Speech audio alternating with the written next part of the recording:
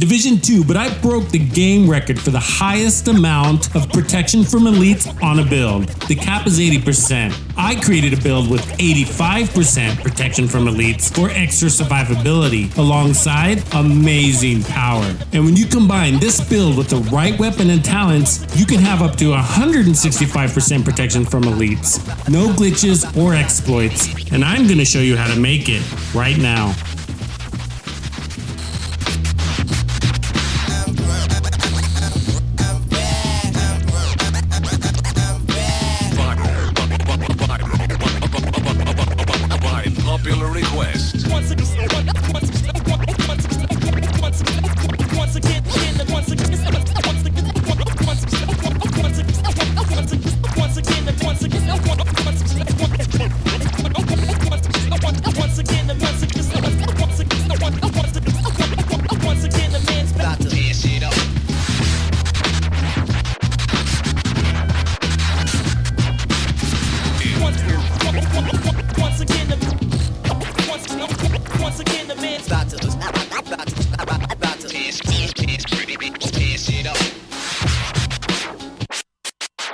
I'm going to provide two build variations to demonstrate how the weapon can add a lot to how the build performs. On one, I'll be showing the 85% protection from elites build with the Chameleon Exotic Assault Rifle. This AR has an offensive weapon talent for a heck of a lot more crits and weapon damage. On the other hand, I'll be showing the build with the Eagle Bearer. When its weapon talent Tenacity is activated, it pushes the protection from 85% to 165%, which is immune. With this setup and weapon, you can also be 92% protected from non-elites. Protection from elites is one of my favorite build attributes because it reduces damage to you from the hardest hitting NPCs in the game, the Golden Elites. This also includes robotics, skills, rogues, legendary chungas, named bosses, and their accompanying hazards and explosions. If you set your map to heroic, you probably notice that control points are heavily populated with elites. The second wave you encounter when defending control points are usually made up entirely of elites. This is where protection from elites shines. In heroic content,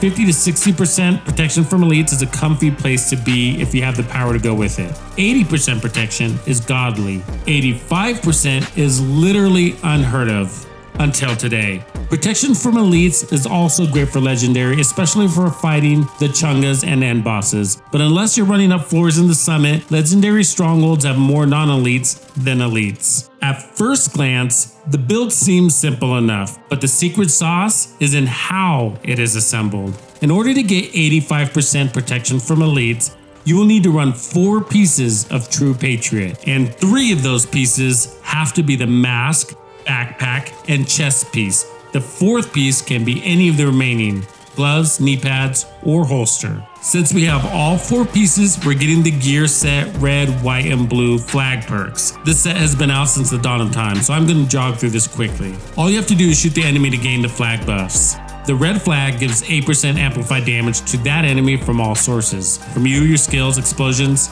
and your team. The white flag gives you 2% armor regen when shooting the enemy. The blue flag gives us 8% protection from the flagged NPC. When an enemy with all 3 flag dies, he explodes and damages everyone around him. We're going to focus on the blue flag. The Patriotic Boost talent on the backpack increases the protection of the blue flag from 8% to 12%. Before the gear set talent, I have the build set up with 73% protection from elites. After the Patriotic Boost's 12%, we have a total of 85% protection from elites.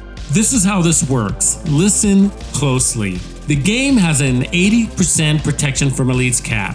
If we swap out the gloves real quick and add another 12% protection from elites mod, in theory, we would have 85% protection from elites also. But if you look at the stats, it shows we only have 80%, which is the cap. Here's the neat detail. The red, white, and blue flag talent on the gear set is actually a debuff and described as a decrease in the enemy's damage dealt. It's not exclusive to elite NPCs, and it's also different in that the benefit is extended beyond you and to anything the enemy is shooting at. This is how and why we can have over the 80% protection from elites limit. The max possible is 80 87% protection from elites. If I had 2 more 13% protection from elite mods, I would achieve this. People always ask me how I get these 13%ers. Getting the first one is the most important, and your best bet is playing Roosevelt on Legendary. Once you get your first drop,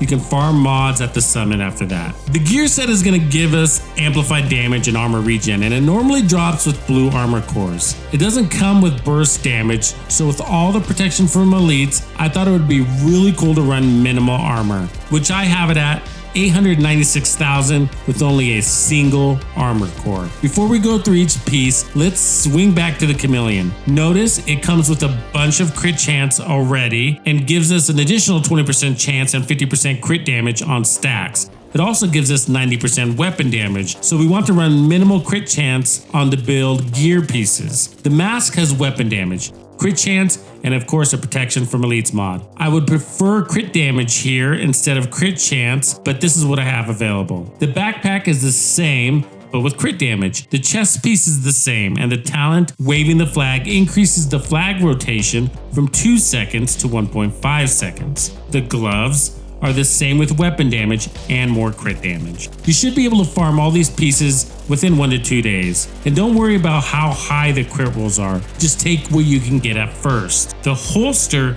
is improvised. You can't have 85% protection from elites without these. I didn't want to reroll the crit chance, but you could put headshot damage there instead, or repair skills. The knee pads are basically the same, but host our single armor core. Improvised gear can be made at the crafting bench. Crafting is based off of RNG, so you can get lucky or not. I take 5 or so tries. If I get decent rolls, I'll keep going. If I get very bad rolls, I'll come back and try later. Crafting eats a lot of resources. Creating a second character helps with that a ton. So for this build, don't go for god rolls on these improvised pieces all in one shot. Just get the right stats, then go from there. But I do encourage everybody to invest in improvised gear. They're very versatile and save you a ton of farming in the long run. We are running Survivalists for the 10% protection from elites. It also gives us the Mender Seeker Mine for more heals. I'm running that with the Fixer Drone. These combined with the White Flag Armor Regen buff from True Patriot, we have all the heals we need. I prefer not to run with the shield. If you're a shield bearer, you're going to have even more protection, but I prefer the speed and agility over the shield. Listen up, if you want to get out of cover and face tank elites, protection from elites alone won't keep you standing. Think about it. With a single round, elites hit in the millions. So in order to get out of cover and stay out of cover, you need some sort of armor regeneration. Skill repair, armor regen, or armor on kill are all great options. The faster the healing, the longer you can stay out of cover, and the more you can face tank. With these builds, armor on kill is the best in my opinion, and the only way you can have armor on kill and 85% protection from elites together is if you have armor on kill on your weapon. For that, you can use the mop for 10% armor on kill, Emmeline's guard with perfect preservation for 22% armor on kill, or any weapon with preservation on it. The mop with preservation is also a good combo. I decided to stick with the 2 exotics I'm showcasing because I really like how they synergize with the build. The chameleon is getting a larger mag thanks to the gear set, and the amplified weapon damage combined with the 90% weapon damage buff and 50% crit damage buff from the chameleon is insanely awesome. I feel comfortable just standing tall and shooting at their head. Although protection from elites gives me a ton of extra survivability, the heals aren't as fast as the amount of incoming damage I'm taking. So having good moves and knowing when to bounce in and out of cover are really important to making this build work for you.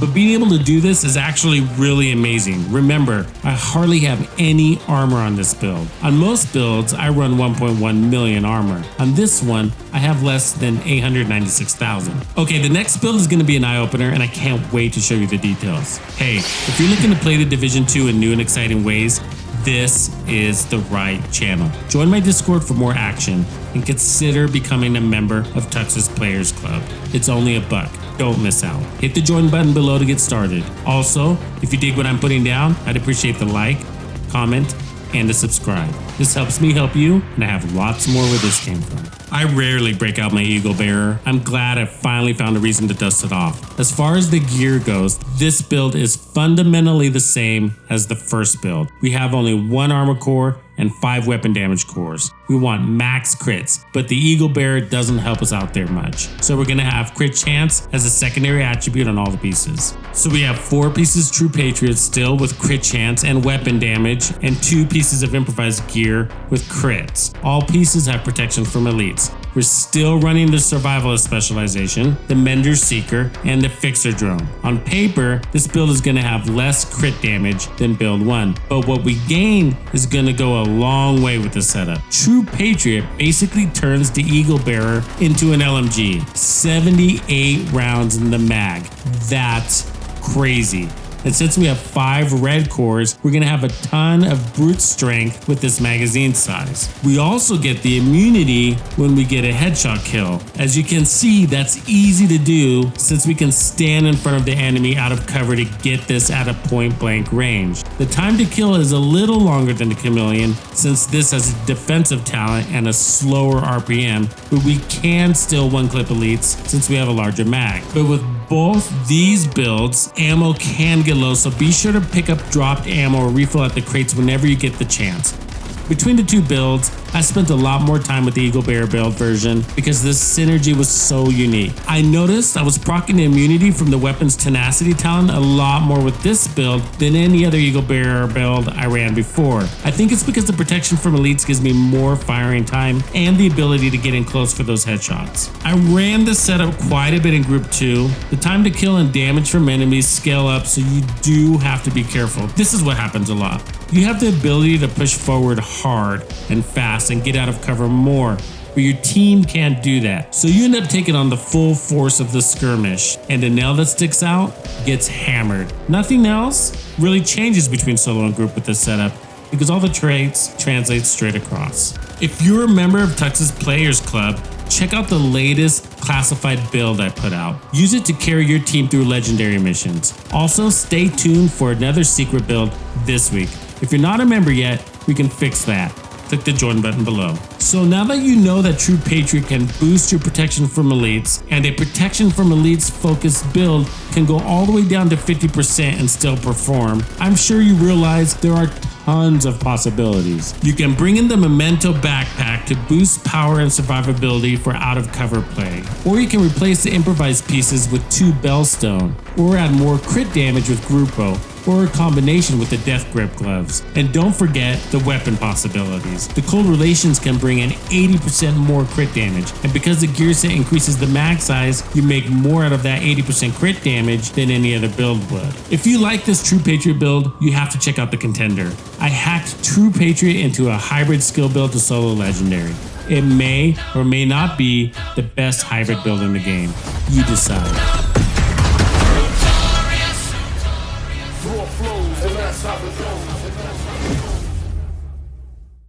Tuxedo out.